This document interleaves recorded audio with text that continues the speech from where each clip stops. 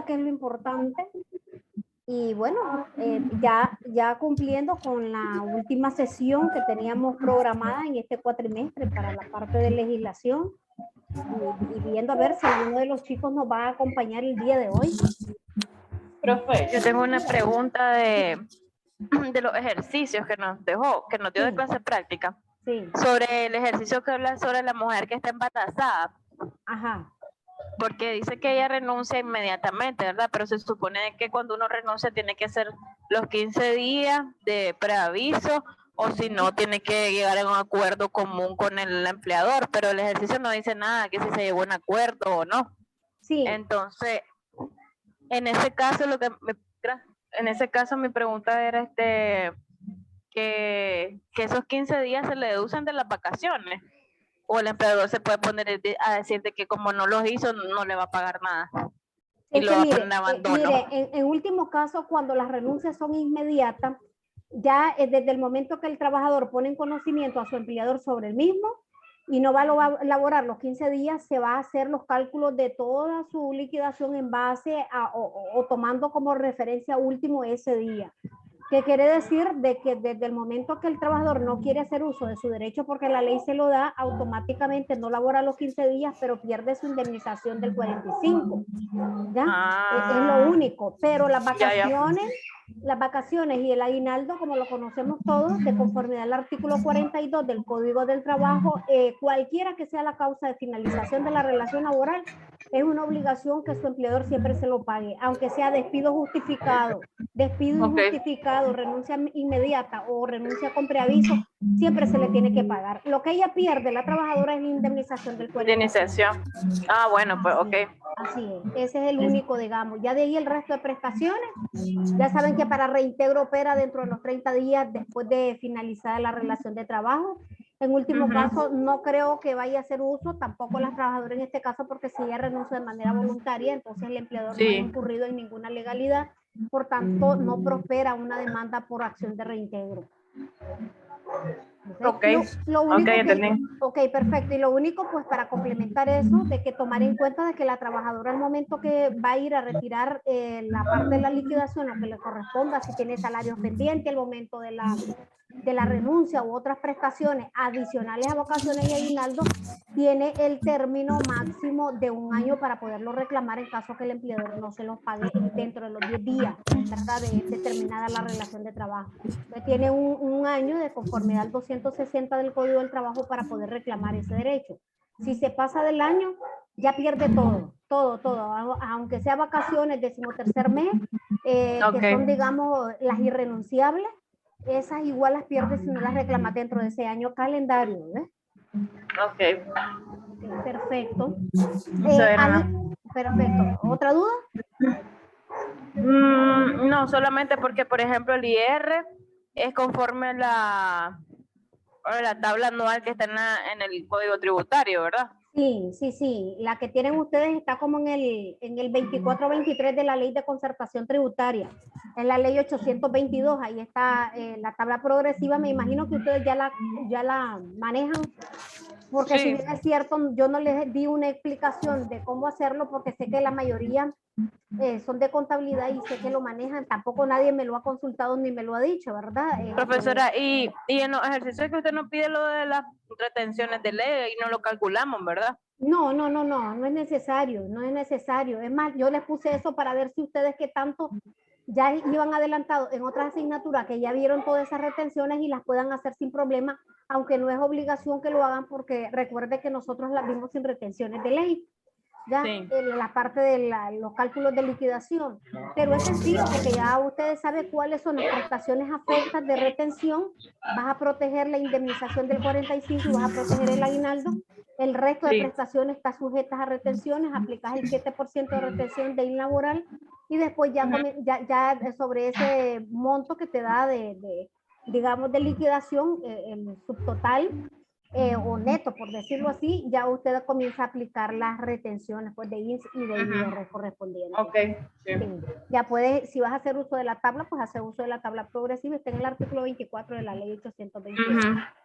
Es un trámite sencillo, o sea, porque es el procedimiento básico que se realiza, porque recuerden que usted en la parte del IR, que es súper amplio, pero específicamente lo que es rentas de trabajo, en las rentas de trabajo se miran alrededor de 5 o 6 modalidades distintas. Salario fijo, en la parte de los ingresos variables, estamos viendo incrementos salariales, cuando vemos recibo de pago de vacaciones u otras gratificaciones por retenciones por pensión alimenticia. O sea, hay variedad de maneras de cómo o simplemente cuando hay despidos y vas a calcular cuánto era el IR a favor que tiene el trabajador para poder reclamar, porque te hacen el cálculo para todo el periodo fiscal, que son los 12 meses del año, y tal vez el trabajador de ese año solamente laboró 6. Entonces, pagó, de conformidad se le calculó, contabilidad lo hace, de conformidad al salario mensual de este trabajador, pero al final terminó pagando. Buenas tardes, Francisco. Espero tenga ahí ese micrófono bueno para cualquier consulta que tenga, ¿verdad? Estamos a la orden. Hoy es el día, ya hoy es nuestro último encuentro que tenemos. Ya la próxima semana estarían haciendo ustedes su evaluación final. Dios mediante, pues si se los habilitan para todo el día, que ustedes lo tengan aperturado para que lo puedan hacer sin el corre-corre que normalmente tienen los estudiantes de contar las 2 horas desde el momento que accesan a la plataforma a hacer el examen. Si ustedes lo pueden aperturar y tienen habilitado eso en plataforma para todo el día o los 2 días, pues bienvenido sea, porque bueno, vienen casos sencillos, vienen otros casos un poco más complejos. Veremos cuáles les salen a ustedes en el sorteo, ¿verdad? Porque no todos son iguales. Vean alrededor de, no recuerdo si fueron 20 o 30 casos diferentes los que pasé en el examen a la licenciada Somoza. Veremos pues que con el sistema aleatorio que tenemos en plataforma, a ver cuáles le salen a ustedes, a ver si no salen repetidos, porque también a veces suele suceder. Voy a ir poniendo la asistencia de ustedes, chicos, para que no se me vaya a olvidar. Ya ustedes han cerrado prácticamente con broche de oro. Han estado conmigo acompañándome interrumpidamente, pues en el caso de Xochitl solo tiene una justificada, pero Francisco lo tengo aquí reportado que ha estado asistiendo a todas sus sesiones. Veremos porque don José Gregorio a veces se nos conecta, ¿verdad? A veces no.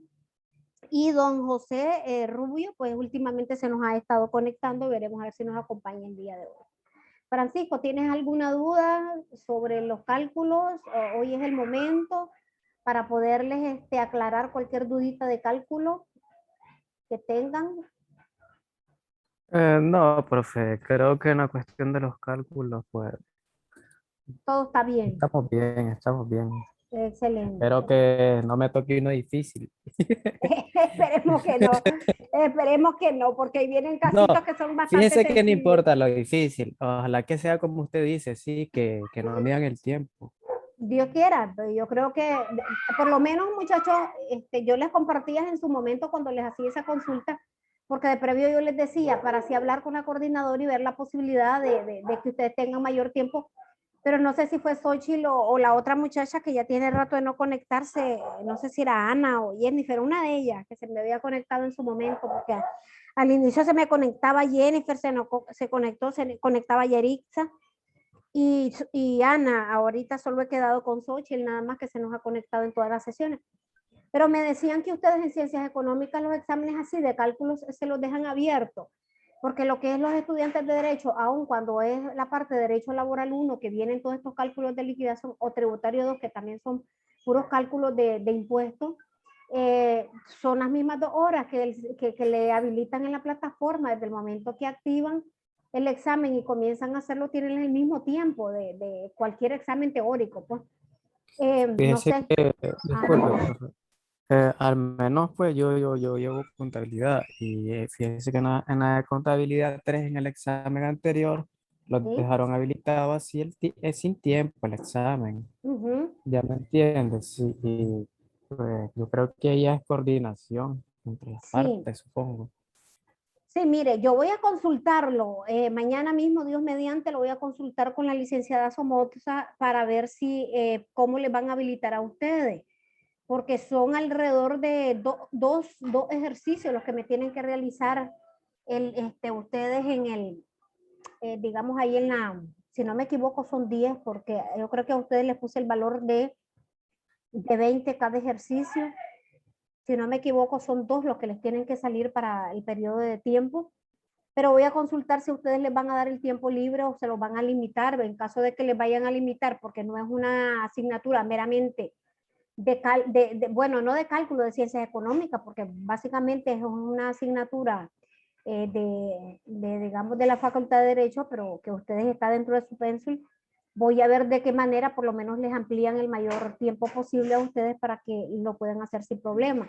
Pero voy a consultarle a ella la situación de cómo se le programaría ese tiempo y así pues poderles avisar en el grupo y cuenten pues con eso.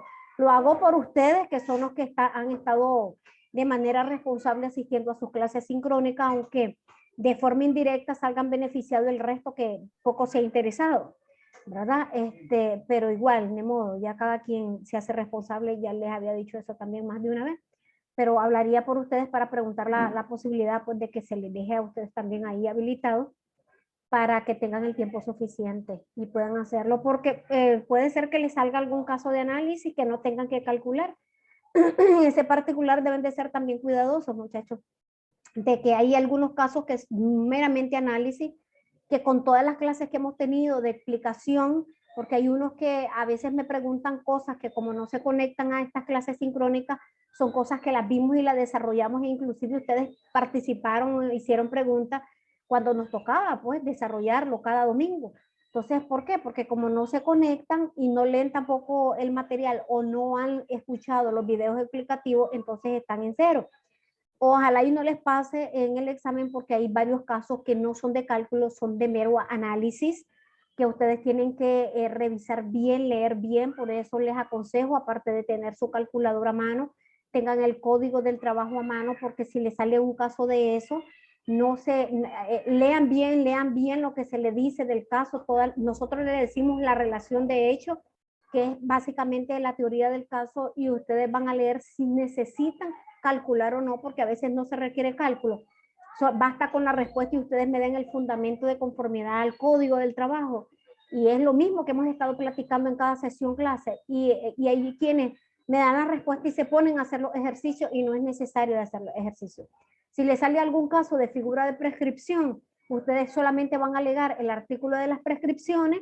Ustedes lo buscan en el código, recuerden que ya lo tiene desde el 256, 257, 260, está todo lo que es las prescripciones y ustedes me lo fundamentan y me hacen referencia a ese artículo. Y cuando prescribe un derecho no tienen que estar calculando nada. Entonces así ustedes ahorran tiempo también y energía. Entonces hay casos que son así de análisis, pero hay casos que sí tienen que calcular. Hay casos en los cuales ya le vienen los datos de cuántas, por ejemplo, horas extras tiene, que cuánto le deben de vacaciones, ya viene directo. Pero hay casos no, que hay casos que yo les doy periodos de tal fecha a tal fecha y ahí las tienen que calcular ustedes. Entonces ahí es más complejo y es más tardadito hacerlo. Entonces depende de la complejidad del caso. Solamente lo insto a eso, a que revisen y lean muy bien primero el casito, ¿ok? Y cualquier cosa, pues yo les estaré informando en el transcurso de la semana cualquier respuesta que me dé la licenciada respecto al tiempo del examen. ¿Vieron? Bueno, eso sería bueno. Ok, gracias, profesora. Ok, perfecto. Y ustedes ahí traten de hacerlos también en el tiempo, bueno, digo yo, en tiempo hábil, en el sentido de que tengan disponible de que soporte técnico está trabajando y que les pueda auxiliar cualquier problema que tengan en la plataforma. Ustedes no son de nuevo ingreso, entonces ustedes manejan muy bien la plataforma, pero aún así, muchachos, yo estudiantes de tercer año tuvieron bastante inconveniente en el corte pasado porque terminaban de cerrar su examen y automáticamente se le activaba el otro. No sé si es la manera incorrecta de cerrarlo o de salir de la sesión. Entonces siempre se recomienda que tomen capturas y cierren inmediatamente, y si se pueden salir de la plataforma se salen en ese momento para que no les corra el tiempo, porque recuerden que el segundo intento es el que queda a veces grabado, y aunque ustedes tengan el correcto, es el primero, en el segundo quedó en blanco, aunque yo les corrija el primer examen, la plataforma no va a reflejarle esa nota, le refleja digamos, el que dejaron en blanco, el que se activó automático. Entonces, por eso hay que evitar. Yo tuve algunos inconvenientes con alumnos y eran de tercer año, entonces para que tomen también en cuenta eso Cuando lo hacen en horas que el personal está trabajando, ustedes le escriben a soporte técnico, a todo el personal que está pendiente en esa fecha de auxiliarlos a ustedes y apoyarlos, y ellos inmediatamente buscan cómo resolverlo, ¿no? Para que les doy ese consejo sano, pues, para evitar cualquier contratiempo. Bueno, en el camino, pues ustedes me van haciendo las preguntas que consideren. Yo voy a proceder a compartir. Lo que tenemos para hoy es lo correspondiente a la continuación de la unidad, ¿verdad? Esta unidad ya la teníamos iniciada de la semana pasada. Hablamos toda la parte de los conflictos colectivos en materia de organización sindical. No sé si logran ustedes ahí ver la presentación. Ahí se la estoy tratando de ampliar, porque no sé qué. Sí, se ve. Ah, ok, perfecto. Entonces, para poderles ampliar bien aquí, que tengo este inconveniente, pero bueno, si se mira no importa. Ahí lo vamos haciendo, porque como le di mantenimiento a la computadora, hay unas cosas que están todas cambiaditas. Pues tuve problemas de que varios días no pude hacer uso de la computadora porque la licencia se me venció y ya no me dejaba usar el teclado, no podía hacer ninguna operación. Entonces ya me la entregaron, entonces hay cositas que no están como uno normalmente las tiene. Entonces, si ustedes pueden ver, vamos a hablar el día de hoy, ya para cerrar como finalización del cuatrimestre, las técnicas de negociación en lo laboral. Esto de cierta manera es continuación de lo que tenemos de la parte de las asociaciones colectivas o de las asociaciones sindicales, porque es parte del derecho colectivo. Recuerden que vimos bastante todo el proceso de negociación de un convenio colectivo y de igual la manera de cómo se puede negociar conflictos colectivos por incumplimientos también que se den a la parte del mismo ya cuando exista ya un convenio colectivo debidamente firmado en las empresas. Pero también cuando hay algún tipo de digamos, de molestia de parte de los trabajadores, también entra las negociaciones que dentro de la conciliación son necesarias para poder, digamos, dar solución a aquellos conflictos que de manera individual o de manera colectiva presentan los trabajadores. Entonces, es importante conocer cuáles son esas premisas de validez para las negociaciones laborales, conocer las estrategias de esas negociaciones y los métodos e instrumentos de negociación que se pueden utilizar. Entonces, en materia laboral no se hace uso de una mediación, se hace uso de la conciliación, y en la conciliación, al igual que en la mediación, lo que se hace es negociar, o sea, la negociación en términos generales, ¿verdad? Para efecto de poderlo, digamos, conceptualizar o definir. Y es importante tomar en cuenta que esto prima en ambos, ¿ya? En ambos procesos. Cuando nosotros hablamos de negociación, básicamente es una expresión, es un método alterno de la solución de conflictos que se generan como producto de la relación de trabajo. Entonces, cada una de las partes, trabajadores y empleadores que solicitan, ¿verdad? Iniciar una negociación, lo hacen con características muy propias. En materia de trabajo, la idea pues es tratar de que las personas aprendan a poder solucionar de manera pacífica esos conflictos sin evitar, ¿verdad?, llegar a actos agresivos y que dañen también la propiedad de la empresa, que dañen a las personas, sea trabajador o empleador. Entonces es un método que sirve de aprendizaje para las partes que aprendan a negociar, porque nosotros como parte de la vida, muchachos, negociamos en todo momento. Negociamos en todo momento porque cuando ustedes a veces tienen alguna molestia dentro de sus hogares, a veces los padres les dan ciertas alternativas para ver cuál de esas es la más favorable para ustedes, porque siempre se busca el bienestar de los hijos, pero ustedes a veces no quieren ceder, pero a veces ceden, pero ceden con condiciones. Eso es una negociación, muchachos. Ya cuando ustedes van a un mercado a hacer uso de un servicio o van a obtener un producto, y usted al momento que pide, qué sé yo, especificaciones de ese producto y el precio del mismo, usted siempre está buscando cómo negociar el precio de ese producto. Entonces ahí también entra la parte de la negociación. Entonces lo tenemos en todo el ámbito, dentro del mismo salón de clase, muchachos, viven ustedes negociando constantemente, lo hacen siempre con nosotros los docentes. porque a veces tal vez no quieren o no les gusta una forma en particular de evaluar la asignatura, entonces dan propuestas por ejemplo, al docente para efecto de que ustedes se sientan más confiables y poder salir bien en sus calificaciones. Eso también es parte de las negociaciones. Entonces, eso lo vemos directamente en el día a día, muchachos, y a veces esas negociaciones influyen en cuanto a las decisiones que va a repercutir a nosotros como personas, a nosotros como trabajadores, o bien en términos general también puede afectar a terceros. Entonces es muy importante tomar en cuenta la parte de ayudar, ¿verdad? A través de estos métodos de conciliación a que se llegue pues a un acuerdo amistoso y productivo para las partes. Esto sin llegar nada a cuestiones de árbitro, porque esto es para poderlo hacer previo, aunque cuando ya estás en árbitro, estás en negociaciones, lo vamos a plantear desde el punto de vista individual, que es el más común. El colectivo también se da, lo vimos la semana pasada, pero la parte de la legislación, hablando de Nicaragua, que regula lo que es la negociación, no se había establecido en un principio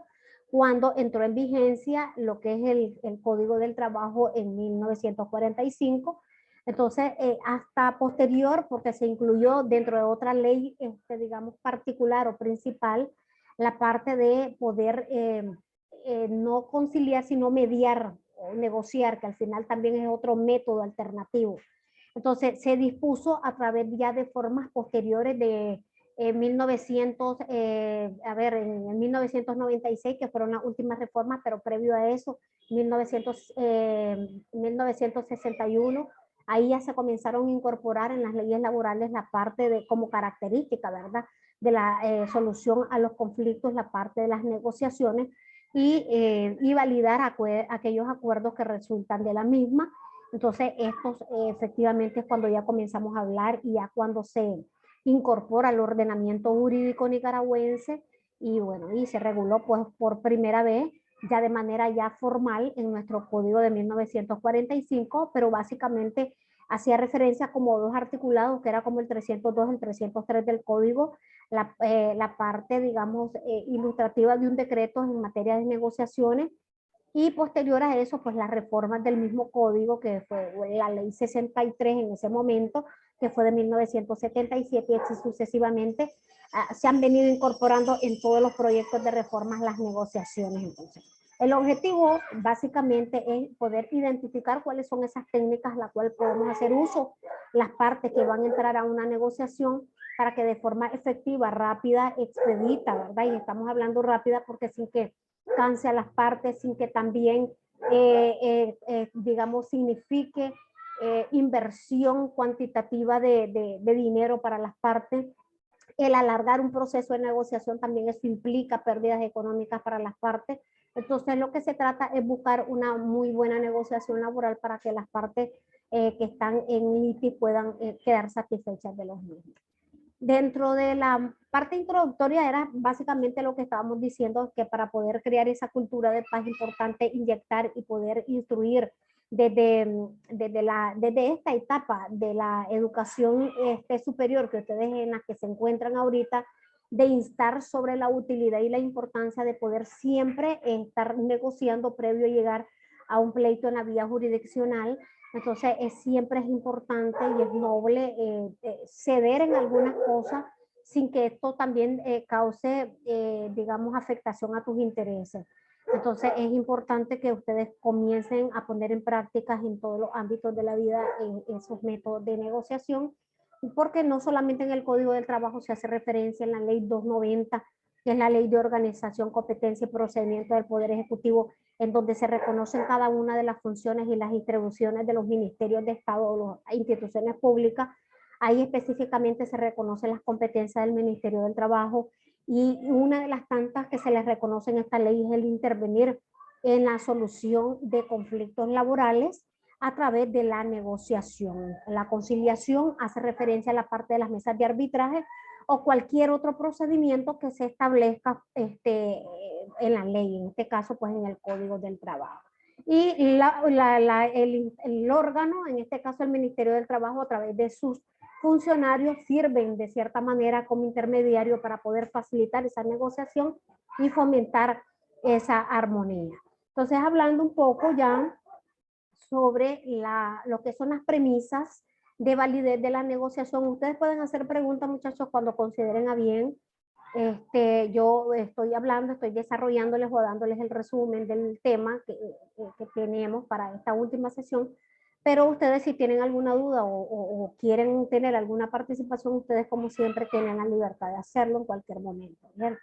Entonces es importante que tomemos en cuenta que para poder validar todos estos procesos de negociación y llegar a un acuerdo muy importante y valioso para las partes, es importante tomar en cuenta características y elementos indispensables que sí debemos de tomar nosotros en cuenta al menos.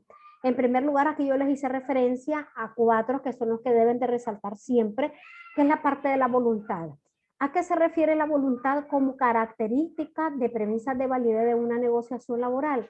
Pues que en la parte de la voluntariedad, las partes que deciden, ¿verdad?, sentarse a negociar, deben de realizar, digamos, un proceso en un sentido de que deben de plasmar los hechos reales tal como está sucediendo. O sea, es muy importante que las partes sin ánimo de poder obtener mayor beneficio al momento de la negociación estén inventando o estén reclamando derechos que no le asisten, que derechos que no se los han ganado. Entonces es importante tomar en cuenta de que la parte de la voluntad, en primer lugar, desde el momento que se sientan, ya efectivamente están emitiendo el consentimiento de poderse sentar y negociar. Y en segundo lugar, deben de poner en la mesa, dentro de esta característica, efectivamente los hechos reales para poder tomar la decisión y poder seleccionar los métodos correctos alternos para la solución de ese conflicto. En cuanto a la flexibilidad, en este caso, cuando el acuerdo de las partes que propone, qué sé yo, una de las tantas, puede ser que el empleador llegue con una propuesta de solución al problema, a los reclamos que el trabajador está planteando, puede ser que el empleador lleve una contrapropuesta, entonces ahí o viceversa, pero se puede dar de las dos maneras, digamos, esas propuestas tienden a modificarse en algún momento, buscar siempre un punto medio para poder ceder y ser un poco flexible, toca siempre como parte de las negociaciones y parte del procedimiento para poderlo llevar en las sesiones menos posible. O sea, la idea es no estar obstaculizando las negociaciones, es poder simplemente poner tu propuesta, escuchar la propuesta del otro, ver cuál es la mejor propuesta, en qué usted va a proponer mejora o ajuste, ya sea en la suya o la de la contraparte, y ambos, si están de acuerdo, simplemente pues lograr firmar el acuerdo y la negociación y no evitar, no estar minando constantemente las propuestas de arreglos y de soluciones para poder alargar los procesos de negociaciones. Por eso, muchachos, es algo muy importante. Cuando las negociaciones normalmente en materia laboral no se discuten en lo que es en la DIRAC, lo que es la DIRAC que está supeditada a la Corte Suprema de Justicia, y hay instituciones y personas autorizadas, ¿verdad?, y acreditadas por el Instituto de Altos Estudios Judiciales para efecto, perdón, para la DIRAC, ¿verdad? Están autorizados, igual que es de la Corte Suprema de Justicia, y están autorizados para poder realizar lo que son la parte de las mediaciones, la parte de las negociaciones en materia laboral, no, porque para eso está la instancia del Ministerio del Trabajo, ya sea inspectoría, ya sea conciliación individual o conciliación colectiva, son oficinas, son dependencias del Ministerio del Trabajo. Entonces, ¿qué es lo que sucede? Que la diferencia entre llevar un asunto para poder negociar a través de la DIRAC o cualquier sitio autorizado, personas autorizadas por la DIRAC para poder realizar este tipo de mediaciones o negociaciones, la diferencia que hay con llevar una negociación en el Ministerio del Trabajo en materia laboral es que en las negociaciones ante el Ministerio del Trabajo las personas pueden acudir con asistencia o auxilio legal. ¿Qué quiere decir? Trabajador o empleador pueden ir con sus asesores legales para que le instruyan cuál es la mejor, digamos, alternativa, cuál es la mejor solución, cuál es la mejor propuesta, y analizar también la contrapropuesta que la contraparte presente al momento de las negociaciones. cosa que no tenemos en los centros de DIRAC. En los centros de DIRAC no permiten que las negociaciones se realicen con presencia de ningún abogado. ¿Y por qué? Por simple, porque ellos no quieren que el proceso de negociación se mire, digamos, entorpecida, que se alargue en la sesión, que se alargue el tiempo de negociar, porque consideran que el abogado muchas trabas ponemos, que muchas largas ponemos, porque mucho contra su ética profesional lo que tratan es dificultar las negociaciones para cobrar mayor cantidad de honorario al cliente. Entonces como que de cierta manera tenemos esa mala impresión, ¿verdad? Para los ciudadanos, para todos en general. Entonces, en virtud de eso, la DIRAC no permite que las mediaciones o las negociaciones que se hagan de estos procesos, igual que si se va a llevar un arbitraje, que aunque ellos generalmente no los realizan, pero sí las mediaciones no permiten el auxilio de abogado. Pero ambas tienen validez, ¿ya? Porque ambos documentos se certifican y se llevan al juzgado y sirve como un medio de prueba en caso de que se dé incumplimiento de lo pactado e iniciar un proceso a través de ejecución forzosa, que es un poco más rápido. Entonces, básicamente de esto se trata, de no alargar el proceso, ser flexible en cuanto a eso.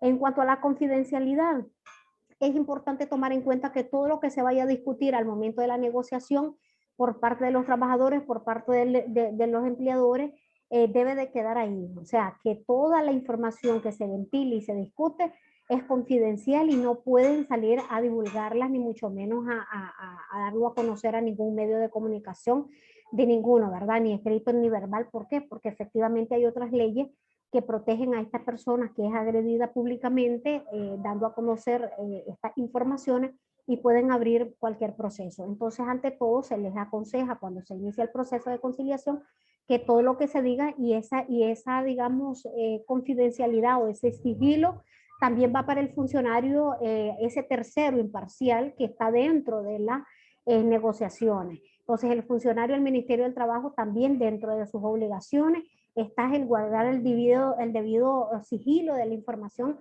digamos, que conoce o que se le proporciona al momento de las negociaciones. Entonces, esto es para todos los participantes. Y por último, la parte de la rapidez y la economía, en comparación con todos los procesos judiciales, el trámite de conciliación y las negociaciones que se realicen en ellos, sea, qué sé yo, el caso que usted quiera hablar hasta de mediación, inclusive que lo vemos en materia de familia, lo vemos en materia civil, pero en lo laboral es algo similar, pero se llama conciliación, en ambos se dan negociaciones.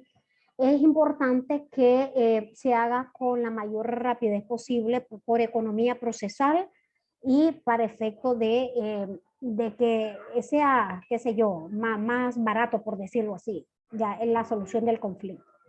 La parte, perdón, judicial ya representa pagar honorarios a un profesional para que lo represente y lo defienda en la vía jurisdiccional, y no estamos hablando que vas a resolver el conflicto en 6 meses, vas a llevar y vas a esperar una sentencia de casi un año, que aunque tenemos un proceso que es más rápido por las reformas que se hicieron a la parte procesal del trabajo y de seguridad social, aún así lleva tiempo, muchachos. Entonces es importante mejor tratar de solucionar los conflictos a través de la conciliación, pero en caso de no dejar alternativa, pues el empleador ni modo tendrá que recurrir ante la vía jurisdiccional. Pero siempre pues se recomienda que sea de esa forma. En cuanto a la parte de las ventajas de poder, digamos, contar con un arreglo como alternativa dentro de las negociaciones, es muy importante en primer lugar porque al momento de que usted llegue con el planteamiento de una posible solución, con una propuesta de solución al conflicto, y la contraparte saca algún otro hecho o elementos que a la cual usted no lo tenía previsto, usted puede proponer otro tipo de alternativa. Como bien decía en su momento en la grabación, tienen ustedes la ventaja a través de la negociación de protegerse, de llevar un plan B al momento de la negociación, que si no te resultó la primera propuesta, puedes cambiarla, puedes modificarla, como ya lo vimos también con las características anteriores, y esto permite que de manera positiva la negociación siga marchando, siga en curso, y que la propuesta sea al final lo más beneficioso y lo más rápido posible. Se puede preparar inclusive dentro de la misma negociación, las partes si no están muy muy, digamos, segura de aceptarla, perfectamente pueden pedir un pequeño receso al momento de las conciliaciones. Pueden ustedes intercambiar palabras con su asesor, con su representante al momento de las conciliaciones y se les concede sin ningún problema, porque aquí no hay mucha burocracia en cuanto a esto de que usted una vez que entre a la negociación o a el producto de las conciliaciones, que ahí tiene que estar y ya no te puedes levantar, no, en materia, digamos, de negociaciones, en materia laboral tenés esa ventaja, lo puedes solicitar, lo puedes requerir, inclusive ante el mismo judicial vos puedes requerir que se te conceda unos 10 o unos 5 minutos para poder intercambiar con el abogado. Igual lo hacemos, es más fácil también en la parte administrativa, ante el ministerio se puede hacer. Entonces, esa es una de las ventajas que a veces no lo tenemos, porque también si el juez salió cuadrado y usted aunque pida esos 5 minutos, no te los concede y no está obligado a que lo haga. Y recuerden que como los jueces no tienen una audiencia, terminando con usted, te programa una audiencia para 30 minutos, ya tiene otra gente esperando para otra audiencia, entonces es más complicadito. Es más seguro que en la parte administrativa sí se pueda pedir, entonces tenemos esa facilidad. Otra de las ventajas que podemos referir es que protege a todas las personas que participan del acuerdo. ¿Por qué? Porque como es voluntario, aquella persona que no está de acuerdo con las propuestas, no estás obligado a firmar, no se intimida absolutamente a nadie para que firme. Entonces, al momento que ustedes están plasmando su consentimiento, tienen cierta seguridad que si al momento lo están firmando ante el Ministerio del Trabajo, ese documento tiene un valor de prueba, ya tiene un valor de prueba en el sentido de que si la contraparte no cumple con lo prescrito o con lo dispuesto en el acta acuerdo, ¿verdad? Que es producto de la negociación, perfectamente tiene el sello y tiene la firma del conciliador que le da mayor fuerza legal y le da mayor fuerza de prueba en la vía judicial. Entonces, de esa manera las partes les da seguridad. El incumplimiento puede ser por parte del empleador o el incumplimiento puede ser por parte del trabajador. Entonces, ambos están obligados desde el momento que firman un acta acuerdo. Otra de las ventajas es que protege a todos los participantes, como yo les dije en este particular, evita presiones de todo tipo, o sea que aquí no te van a poner como contra la pared, decir o si aceptas o si aceptas, no. O si te dicen o lo tomas o lo dejas y hasta aquí nomás es todo lo que te tengo que dar, no. Ante todo, para eso el tercero imparcial, en este caso el conciliador, tiene que tener un rol súper importante al momento de la negociación, porque tiene que evitar esos abusos y esos maltratos al momento de las negociaciones, porque a veces los empleadores quieren llegar a asentar su voluntad y no importa que estén ante una autoridad administrativa y simplemente llegan en ese plan a como ellos administran en su centro de trabajo, a hablarle feo al trabajador, a hablarle golpeado al trabajador, a solo saber mandar. A veces quieren hacer eso en las negociaciones.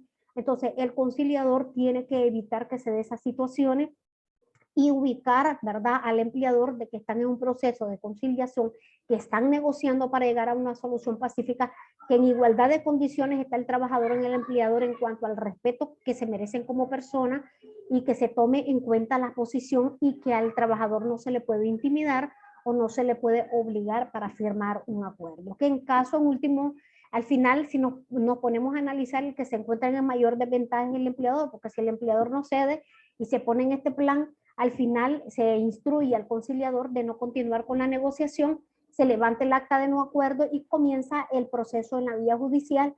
En la vía judicial, si hace lo mismo que hace en el Ministerio del Trabajo, lo mandan a sacar y suspenden las audiencias. Normalmente eso es lo que sucede. Entonces, eso es lo que, digamos, tiene como ventaja de poder controlar todas esas situaciones y establece un mínimo aceptable. Si las conciliaciones o las negociaciones se hacen ante un funcionario del Ministerio del Trabajo, el funcionario tiene como obligación, ¿verdad?, de ser garante de los derechos de las partes, en este sentido de que ya la ley establece mínimos de garantías para el trabajador y para el empleador. Y si en los acuerdos, las propuestas que hagan las partes, va a lesionar alguno de estos derechos, el conciliador debe decir que no puede negociarse bajo esos términos porque está violentando lo que la ley dice. Entonces, da esa seguridad al mínimo aceptable según la ley. Entonces, es importante establecer. da poder para aquellas partes en caso de que el otro incumpla de poder hacer uso del mismo documento para poder validar su derecho ante otra instancia. Entonces ahí podemos ver, digamos, estas ventajas. Si ustedes pueden ver, es una presentación corta, porque es un tema bastante sencillo, que los estamos hablando prácticamente ya todo el proceso en sí de lleno, de toda la negociación, lo abordamos la semana pasada, estamos hablando ya cosas generales, nada más como para darles a conocer a ustedes la importancia de tener siempre en mente que el objeto de poder negociar es poder obtener, digamos, lo mejor posible dentro de la negociación, pero que genere valor y un valor generalmente es un valor monetario en materia de trabajo. En este caso, cuando estamos hablando por parte del trabajador, ¿verdad? En cuanto a las partes de las estrategias de la negociación laboral, ando un poquito ahí de la lengua como trabalengua, que he hablado toda la mañana, entonces a uno se le va. Entonces es importante tomar en cuenta mucho la parte de la relación y la dinámica de la negociación. Aquí yo les señalé algunos cuantos puntos que no son los únicos, en su material está ampliamente desarrollado. Por ejemplo, el primer punto que refiere a los 4 elementos clave de una relación de negociación. Básicamente ahí tenemos que son conflictos, tenemos que son partes, tenemos que son poder y tenemos que son acuerdos. Entonces vamos a tratar, digamos, de hablar de cada uno de ellos para que ustedes estemos claros de cada uno de estos aspectos o estrategias o elementos, pues a como ustedes le pongan nombre y apellido. Pero que es importante siempre valorarlos y tomarlo en cuenta al momento de iniciar una negociación. ¿Por qué un conflicto? Ok, no podemos iniciar una negociación si de previo no hay un conflicto, no hay razón de ser, porque me voy a sentar yo a platicar y a dialogar con otra persona cuando no tenemos ningún punto de diferencia y no tenemos ningún punto a tratar. Entonces, ante todo debe existir un conflicto. Tenemos que identificar ese conflicto de intereses que debe de ser real, que debe ser verdadero, que debe estar ajustado a la ley y por tanto no nos conformemos con simple apariencia en este particular. Entonces es muy importante identificar que existe el conflicto, que exista la litis, que existe el problema, que existe el incumplimiento para poder negociar. Otro de los puntos que tenemos como elementos que hacemos referencia en las partes. En la parte de las partes es importante identificar que es muy importante que las partes o los grupos que forman parte del interés de la negociación, porque a veces son negociaciones colectivas, entonces, perdón, no tenemos solamente uno por parte del trabajador ni uno por parte del empleador, sino tenemos un grupo de personas con intereses en la negociación que no solo a los interlocutores aparentes les beneficia o les perjudica algún acuerdo, ¿verdad? O un mal acuerdo. Entonces hay que identificar cuántas son las personas, si es solamente un trabajador, si es un grupo de trabajadores. El empleador pues siempre va a ser único, pero el trabajador se puede estar representado por 1, 2 o 3 abogados como les dé la gana. Los trabajadores también están en una negociación, es necesario que estén todos, pero cuando todo le estoy hablando, hasta normalmente en la práctica les puedo decir que el ministerio, cuando es un conflicto colectivo, siempre buscan a sus representantes cuando hay una organización sindical y son los que van a mediar en representación del resto de los trabajadores en la negociación. Pero cuando no hay un sindicato, entonces se selecciona a una comisión que no exceda de 10 trabajadores. ¿Por qué? Porque entre más gente está en la negociación, más entorpecen el mismo. O sea, siempre hay alguno que va poniendo pero en cada propuesta y van alargando las negociaciones.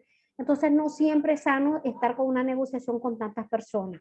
Si se puede delegar a 5 personas que representen al resto, mucho mejor, pero lo máximo permitido hasta por hoy para ese tipo de negociaciones colectivas son 10 trabajadores que siempre están con el representante del empleador y el empleador mismo.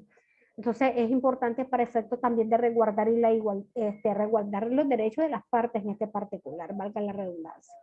En cuanto al poder, pues básicamente se refiere a ser consciente de que el poder es una percepción básicamente que tiene el interlocutor. En este sentido, los interlocutores son las personas que comparecen como parte de un proceso. Todos creen llevar el poder, todos creen llevar la verdad, todos creen poder, digamos, ejercer sus reclamos y obtener, digamos, alguna solución al mismo. todos llegan con esa visión de poder. Pero ante todo, creo que al final sí. No crean que el poder lo tiene el funcionario que está mediando en la negociación. Ese es un tercero imparcial. Cualquier acuerdo que lleguen al final al conciliador o al funcionario del ministerio ni le va ni le viene. Él está solamente cumpliendo con su trabajo de poder, uno, evitar agresiones físicas o verbales entre las partes. Y dos, de que los acuerdos y las